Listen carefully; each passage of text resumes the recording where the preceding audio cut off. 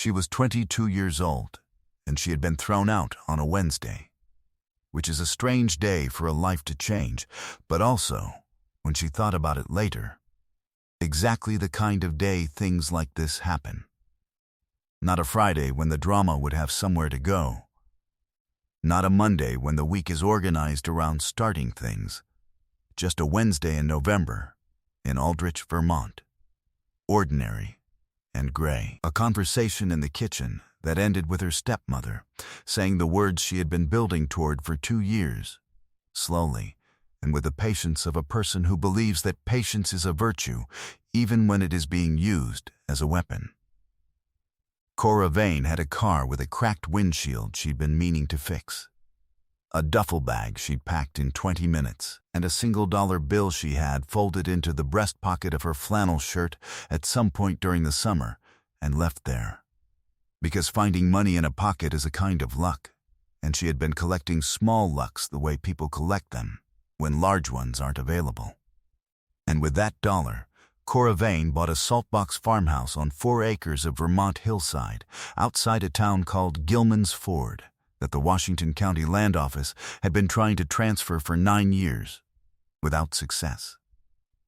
A house that the county's own structural report described as requiring significant intervention to achieve habitability, which is the official way of saying that it was cold and leaking, and the northeast corner had been losing its argument with gravity since approximately 2008. Everyone in Gilman's Ford who had driven past the old Prout farmhouse in the last decade said some version of the same thing, which was that it was a shame and that someone ought to do something, and that they themselves were not in a position to do it.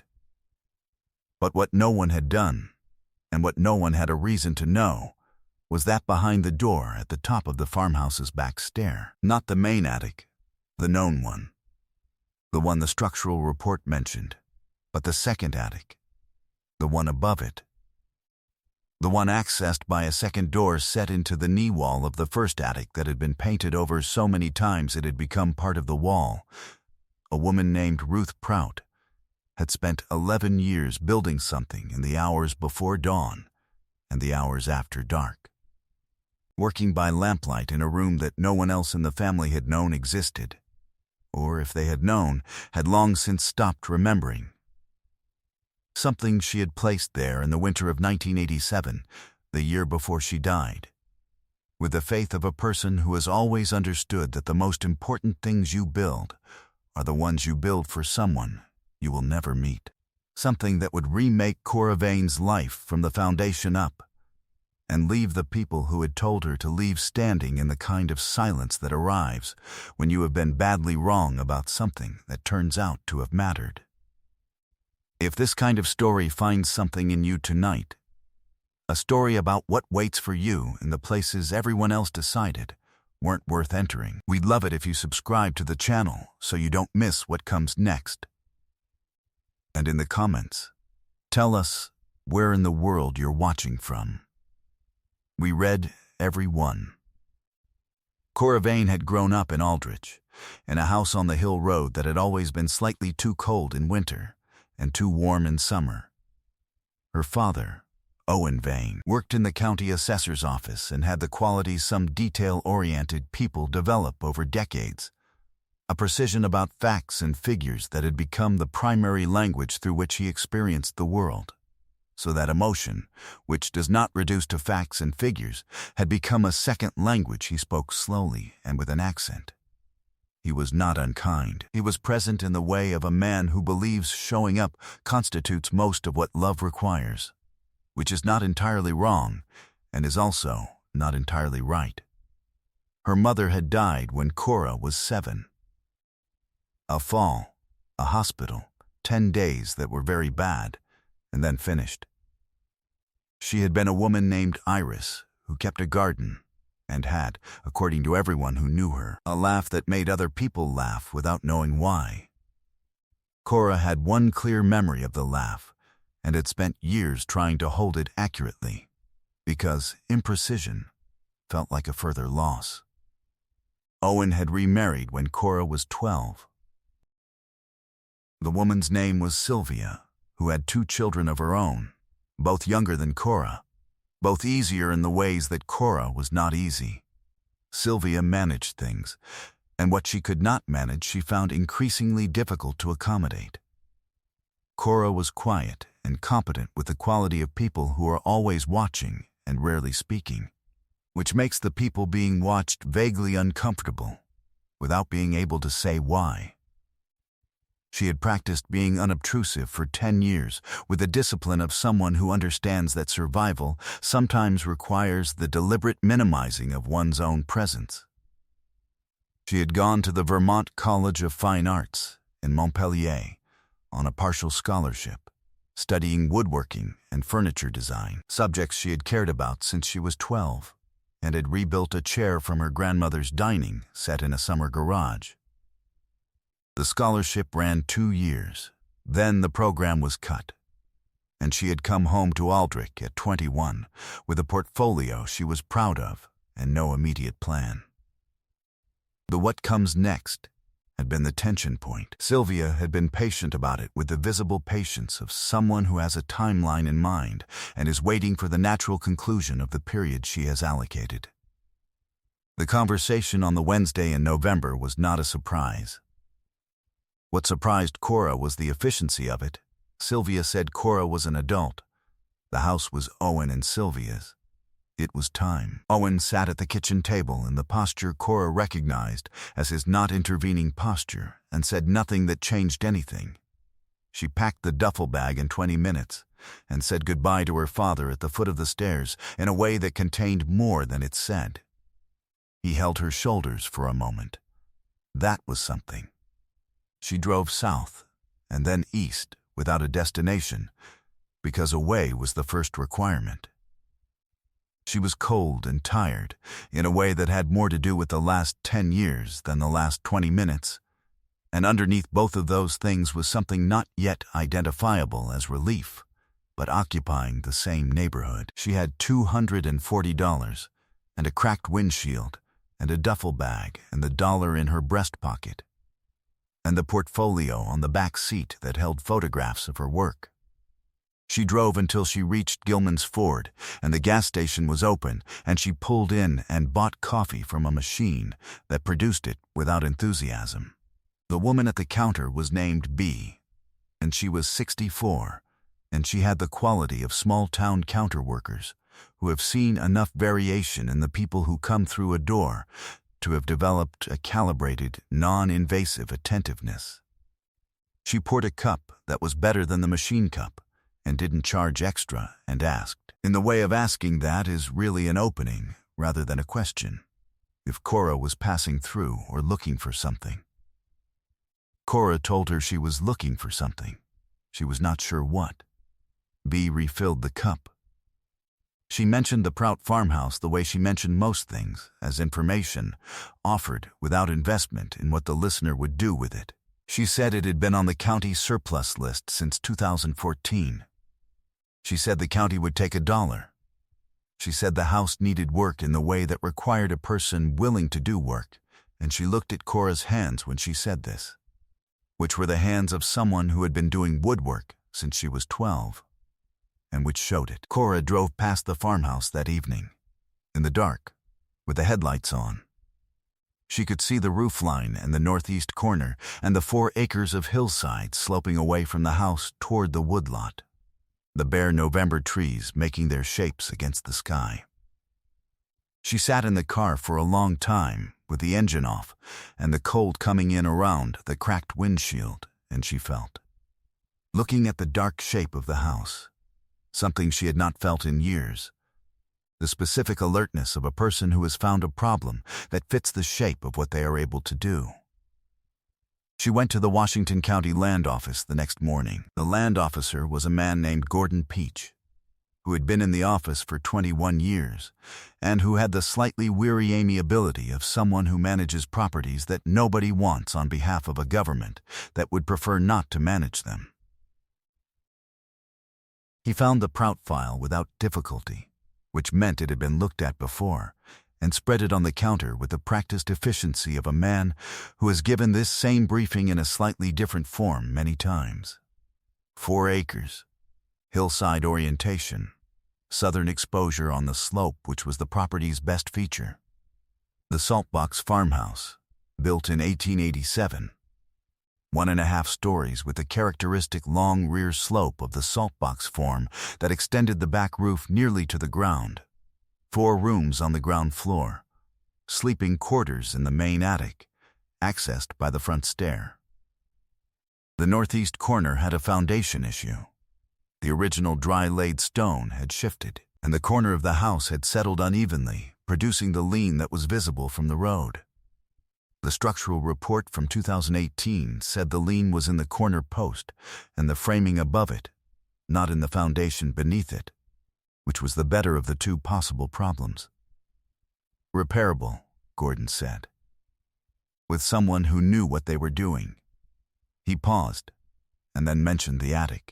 The main attic, he said, the one above the 2nd floor, had been inspected in 2018 and found to have a section of flooring that wanted replacing and some insulation that had seen better decades.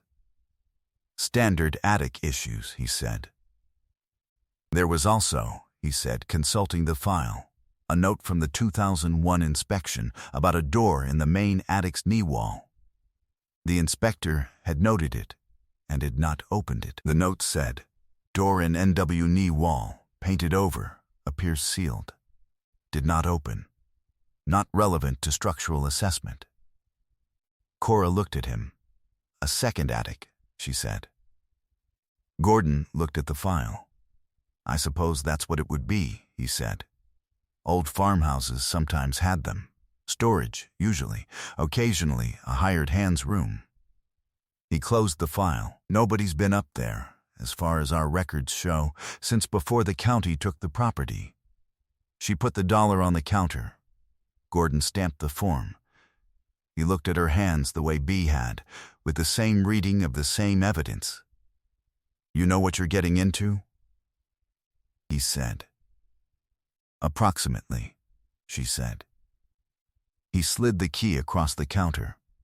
"Heat gets up in there on the 2nd floor in summer," he said. "The attic especially. You'll want to work in the mornings." She was already thinking about mornings.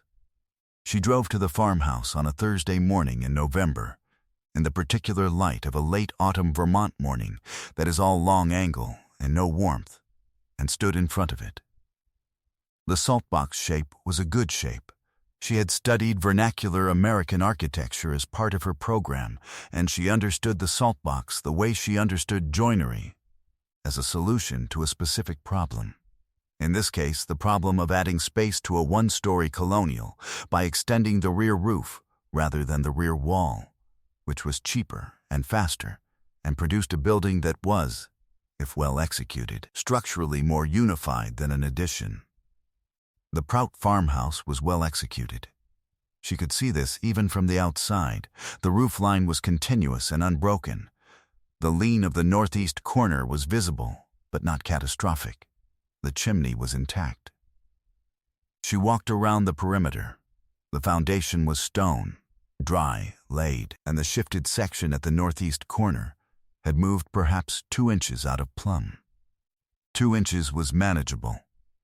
She had worked with wood long enough to understand that 2 inches, caught early enough, was a correction rather than a disaster, and this had been 2 inches for at least 6 years, and had apparently not gotten worse. The key opened the front door into a hallway that smelled of cold and old plaster and the particular dustiness of rooms that have not been warm in a long time. She went through the ground floor room by room the way she had been taught, not for aesthetic impression, but structural reading, looking at where the load traveled, where things were true, and where they had moved. The house was sound beneath its vacancy. The floors were wide plank pine, dry and stable. The plaster was cracked in the upper rooms where the corner's settlement had stressed the wall, but the cracks were old and mapped, the kind that have stopped moving.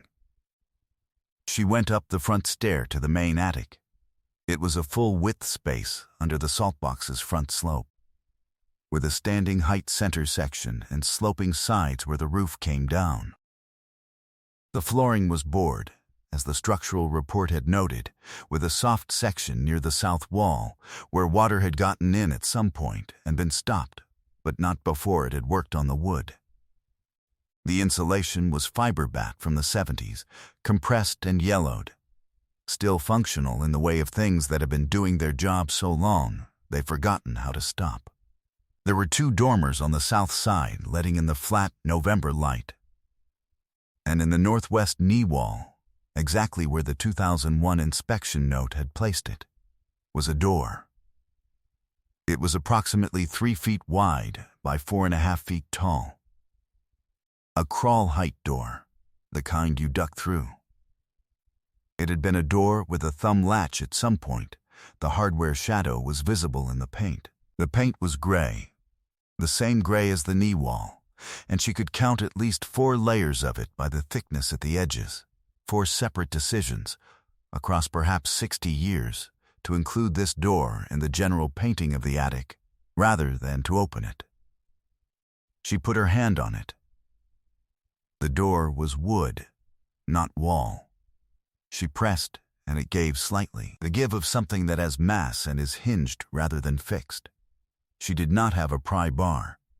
She had the key to the front door and the dollar she had spent on the house, and a multi-tool in the duffel bag downstairs. She went down for the multi-tool and came back up and worked the blade of it into the paint seal at the top of the door frame, carefully, not forcing, working along the joint the way you work a glue seam, not levering but releasing, freeing the bond by finding the line between the paint and what was underneath it. It took 20 minutes. The paint came away in strips, the bond giving cleanly once the seal was broken, and when she tried the door again, it swung inward on hinges that had not moved in a long time, but that were solid and had kept their oil, because they were good hinges, and had been installed in a door frame that had held true. The room beyond was dark. She used the flashlight on her phone. It was smaller than she'd expected, perhaps 10 by 12, the ceiling sloping with the rear saltbox roof so that she could stand upright only in the forward third of it. But it was dry. The saltbox rear slope was steep, and the roofing was original slate, and the slate had kept the water out for 130 years, and the room had benefited from this without anyone knowing it was benefiting. The air was cold and still, and had the quality of air in a space that has not moved in a long time, which is not stale exactly, but is something more preserved. The air of a room waiting. Along the left wall, shelving, built in, floor to ceiling, where the ceiling permitted, pine boards fitted, and joined with a care that she recognized immediately as the care of someone who knew what they were doing. The shelves held objects covered in cloth, the cloth faded to a uniform pale. Along the right wall, a workbench, also built in, also pine, the top worn smooth in an oval pattern where someone had worked for years in the same position. On the workbench, arranged with the deliberateness of things placed rather than set down, a tin box with a clasp, a cloth bag, dark linen, drawstring, and an envelope. Standing upright against the tin box, slightly yellowed. On the envelope, in a handwriting that was small and dense and had the quality of someone who thought carefully before writing and then wrote quickly. For the next one, whenever you come. She sat on the workbench and opened the envelope. Ruth Prout had been a furniture maker.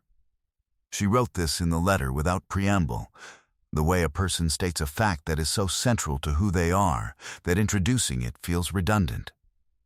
She had been making furniture since she was 15, taught by her father, who had been taught by his.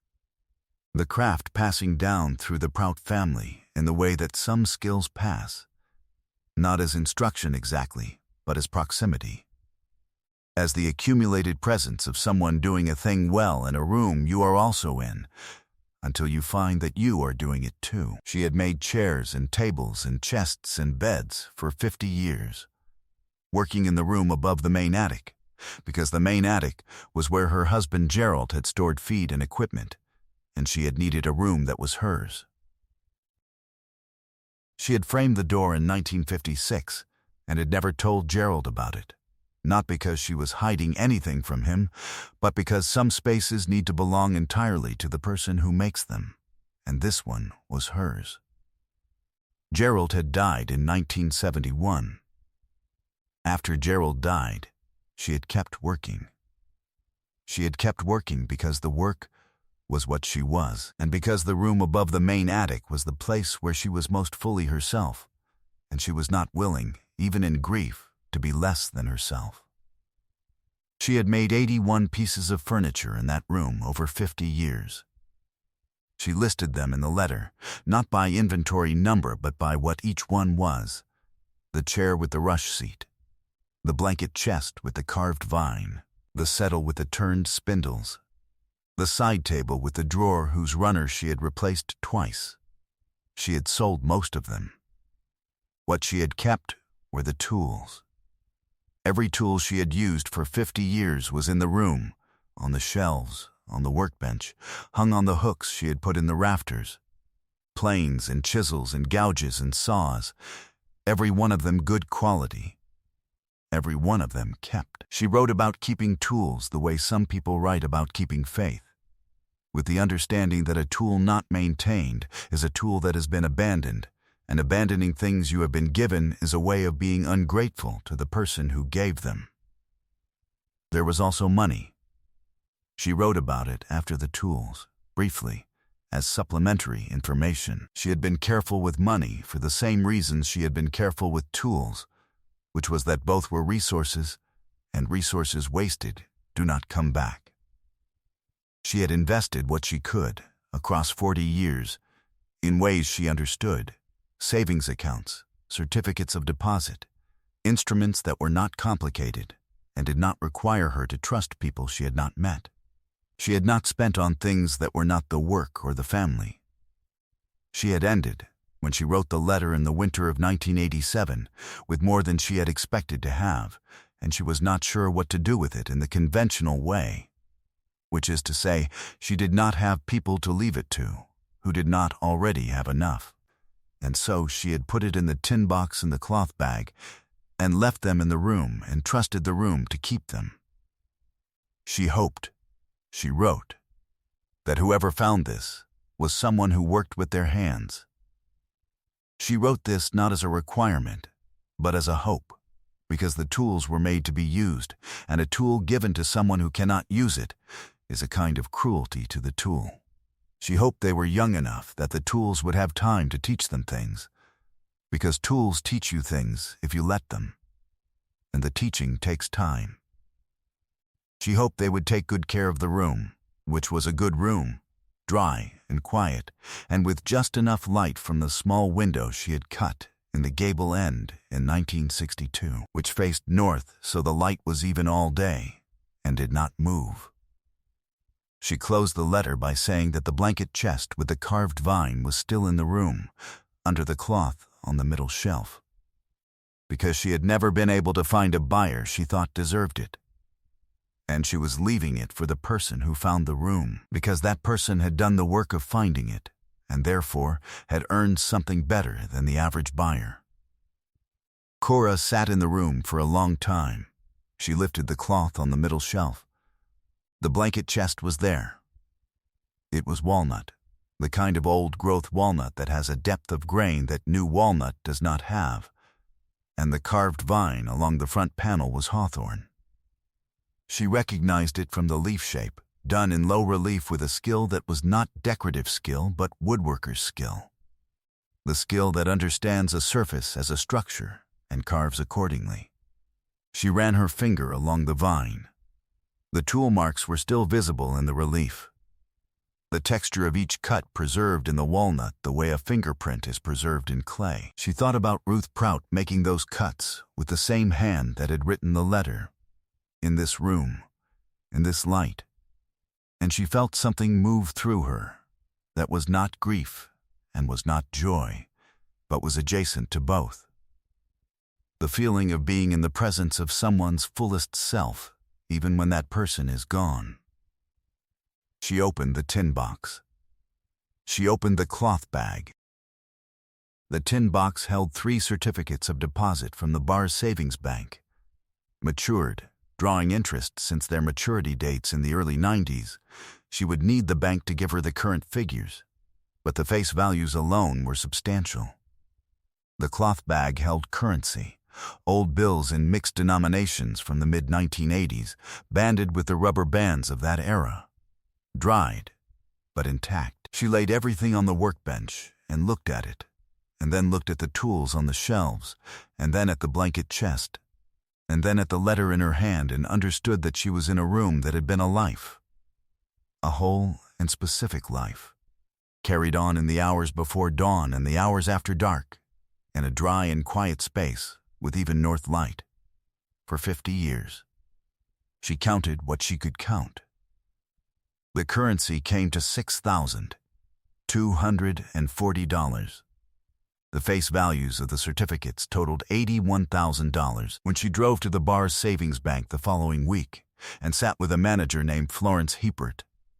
Florence ran the current figures and said the interest accrued since the maturity dates had brought the actual total to $107,400. The accounts are valid, Florence said. The process is straightforward. Then she looked at the photographs Cora had taken of the room and the tools and the chest and said, she was a craftsman. And Cora said, yes. But that was the following week. On that Thursday morning in November, Cora sat in the room above the main attic with the letter in her hand and the blanket chest in front of her and the tools on the shelves, and she thought about a woman who had worked alone in a room nobody knew about for 50 years and had kept everything in good condition and had believed so absolutely that the right person would eventually come that she had packed up the money and the letter and left them, and closed the door and painted it over herself on a winter day in 1987, sealing the room from the inside before she left it, so that when the paint was applied from the attic side, it would be continuous and no seam would show. She thought about her grandmother's dining chair, the one she had rebuilt at 12 years old in her grandmother's garage, the summer that had made her understand what she wanted to do with her hands for the rest of her life. She thought about her mother's laugh, which she had been holding as precisely as she could for 15 years. She thought about the portfolio on the back seat of the car, which she had not left behind.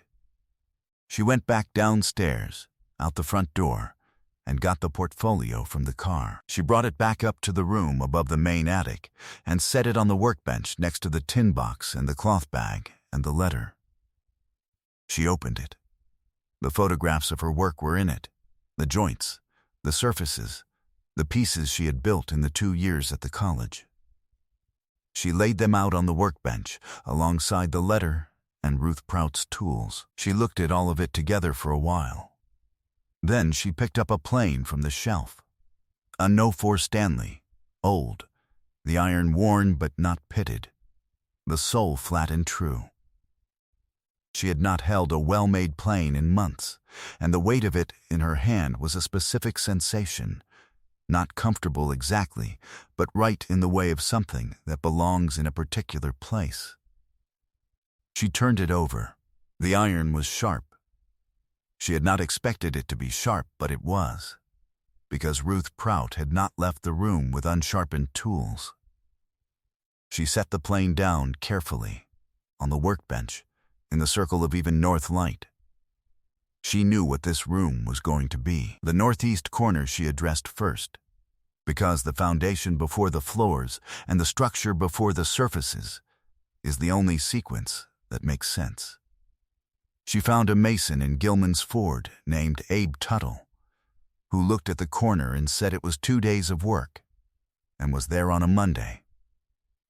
The corner came back to plumb, and the house stopped its argument with gravity. She put new flooring in the soft attic section from salvage yard pine out of bar, old growth, close-grained, the kind whose replacement requires the patience it took the tree to grow. She re-insulated the ceiling herself over 4 days, the work nobody sees that makes everything else possible. She fixed the plaster cracks with lime putty from a recipe in a building repair manual from 1968 that she found at the Gilman's Ford Library and read cover to cover before returning it. The second attic she did not renovate. She cleaned it and kept it and used it.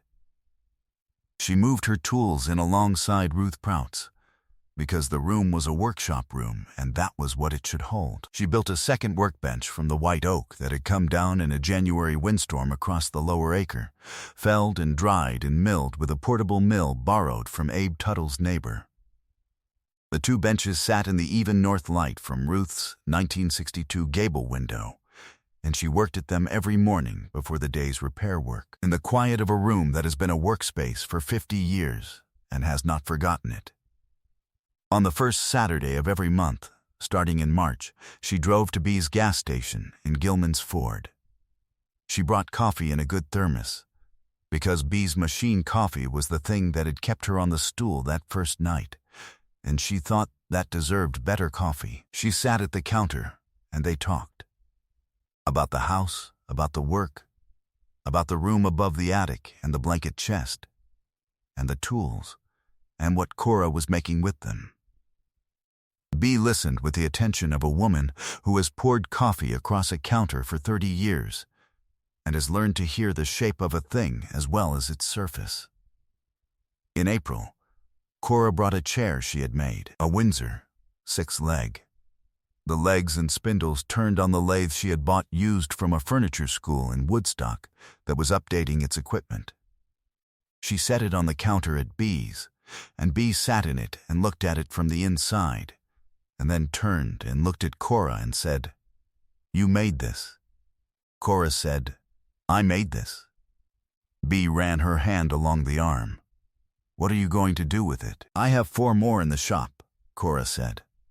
"I was thinking about the farmer's market in May. Bring 6, B said. "You'll sell all 6. She brought 6. She sold 5 in the first morning and took 3 orders. She was back the following month with 5 more, and she sold all 5 before noon. She was not a person who had anticipated anything with ease, and she did not anticipate now. She simply noted that the work was good, and the market was real, and the room above the attic was dry and had even light all day, and could be used every morning for as many mornings as she was willing to get up for it. She was willing to get up for all of them. It was June when her father called. She was in the second attic, early morning, working on the seat of a chair. The shaping of the saddle, the concave form that makes a Windsor seat feel like it was made for a person rather than for a category of people, when the phone lit up on the bench beside her. She looked at it. She set the Travisher down and picked up the phone. Owen Vane said he had heard she had bought a house. He had heard from B, who had heard from Gordon Peach at the land office, who had mentioned it to someone at the assessor's office where Owen worked, and so the information had made its way to him through channels that had nothing to do with directness, which was appropriate for a family that had always communicated primarily through indirection. He asked how she was. She told him how she was. She told him about the house and the corner and the attic and the room above it. And she told him about Ruth Prout and the letter and the tools. And she told him about the blanket chest with the hawthorn vine. She told him because he was her father, and because he had held her shoulders when she left, and because some things ought to be said to the people they belong to, even when the circumstances of the saying are complicated. He was quiet for a while after she finished. She was used to this, had been used to it her whole life, the Owen Vane silence that was not absence but processing. The silence of someone for whom words were not the first language. She would have liked to see it, he said. He meant her mother, Iris, who had kept a garden and had a laugh that made other people laugh. He said it the way he said things that were true, and cost him something, carefully, without decoration, set down and left. "I know," Cora said. "The chair in the photo you sent," he said. "The Windsor. It's good work." She had not sent a photo. She thought about this and realized he must have found one somewhere, perhaps B's counter. Perhaps someone had photographed it at the market. He had looked for it, in other words. She did not say this. She said, "Thank you, Dad. When can I come see it?" He said. She told him when. She was 22 years old and she had been thrown out on a Wednesday in November, which is a strange day for a life to change, and also, she thought now, in the June morning of the second attic with the Travisher in her hand and the Windsor seat taking shape in front of her. Exactly the kind of day that lives do change. Because they change on ordinary days, on Wednesdays in November, in conversations in kitchens. And what matters is not the day, but what you do with the door it closes. The room above the attic had been a life. She understood this more clearly every morning she worked in it. It had been Ruth Prout's life for 50 years, the most essential version of it, and it was hers now.